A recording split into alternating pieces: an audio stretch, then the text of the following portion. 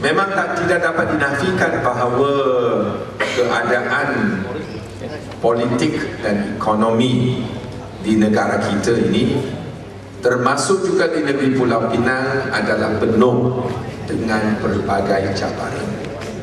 Ini sesiapa pun pemerhati politik ataupun orang biasa pun tahu kita mencapai kemajuan tertentu, tetapi kita masih menghadapi masalah dan rintangan, termasuk juga ancaman dari ekonomi global atau antarabangsa yang masih tidak menentu, yang masih mungkin tercetusnya krisis. Oleh itu amatlah penting dalam tempoh 2-3 tahun yang akan datang, bukan kerana akan adanya pilihan raya umum, tetapi kerana negara kita perlu maju dan marah ke hadapan bersama untuk menghadapi dan mengatasi segala cabaran ini dalam bidang ekonomi, dalam bidang sosial, bidang politik dan bidang pendidikan. Kesemuanya ini haruslah kita berganding bahu bersatu hati. Kalau tidak, maka kesannya, impaknya dan implikasinya amatlah membimbangkan. Walau bagaimanapun, Perdana Menteri kita Datuk Seri Najib Tun Razak memang amatlah fokus dan berazam, amatlah committed dan jujur untuk membawa transformasi dalam kerajaan. Programnya telah dilancarkan sejak Januari dan kita memang sudah dapat hasil positif yang tertentu. Misalnya kadar jenayah telah menurun dan juga proses perolehan kerajaan sudah menjadi lebih telus, di mana hampir 4,000 projek ditawarkan secara tender terbuka dan dipamerkan dalam internet, dan juga langkah-langkah lain yang telah diambil untuk membasmikan kemiskinan dan sebagainya. Tetapi transformasi ini bukanlah setakat NKRA, tetapi cara untuk membawa perubahan dan penambahbaikan dalam kerajaan. Maka itulah di bawah gagasan Satu Malaysia. Tetapi gagasan Satu Malaysia adalah lebih daripada transformasi kerajaan.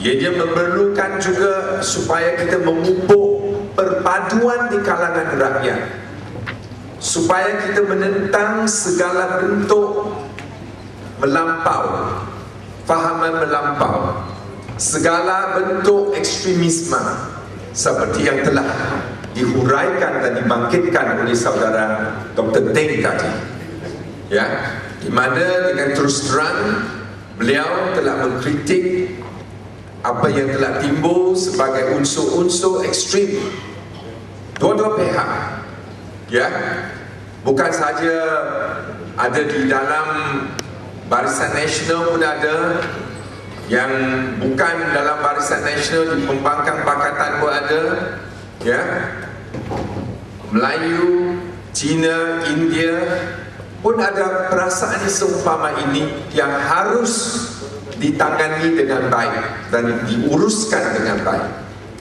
Oleh itu gagasan Satu Malaysia memang mengutamakan perpaduan dan keharmonian dalam kepelbagaian. Untuk menerima kepelbagaian ini, untuk menerima perbezaan antara kaum, agama dan budaya sebagai satu hakikat yang harus kita terima dan hormati, dan juga saling menghormati dan berdialog. Oleh itu, dalam tempoh 2 minggu kebelakangan ini, Perdana Menteri sendiri telah bertemu 2 kali dengan pemimpin-pemimpin agama daripada semua, Islam, Buddhis, Kristian, Hinduism, Taoism, Sikhism, semua, ya, dan sudah berjaya mewujudkan satu suasana yang lebih mesra dan terbuka, di mana dialog sedang berlangsung, ya. Maka itu akan sedikit sebanyak memberi sumbangan terhadap keharmonian, persefahaman, sebab kita tahu bahawa isu-isu agama bukan senang ditangani. Di negara-negara maju yang dikatakan demokratik, liberal, progresif pun ada ujungnya fahaman yang ekstrim yang timbul. Tengok baru-baru ini di Amerika Syarikat, dan sebelum itu di negara Switzerland, di mana mereka melalui satu referendum sudah mengharamkan pembinaan menara untuk masjid. Itu sebagai reaksi, ya, dan counter reaction.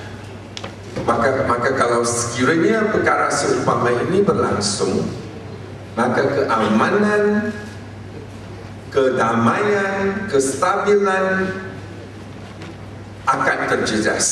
Bukan saja di negara kita, di negara-negara maju pun, negara-negara sedang membangun pun. Oleh itu, kita tak ada pilihan lain selain daripada menjadikan negara Malaysia sebagai contoh, sebagai tauladan, ya, di mana Perdana Menteri sendiri baru-baru ini juga membawa mesej ini sampai ke peringkat antarabangsa, ya, di mana memerlukan kerjasama antarabangsa untuk menangani isu-isu agama. Okey, sebab itu ini satu cabaran dan agenda yang cukup besar, di mana memerlukan kerjasama dan persefahaman yang berterusan. Dan ini bukanlah remeh-temeh, ini bukanlah sesuatu yang dapat kita abaikan. 所以异中求同啊，各位同志，在一个多元民主宗教文化的国家，不只是马来西亚，甚至先进国都会不时有发生宗教和种族的纠纷的问题。所以呢，我们的首相的确有这个决心跟诚意，可是他不能够单枪匹马，我们必须要给他支持。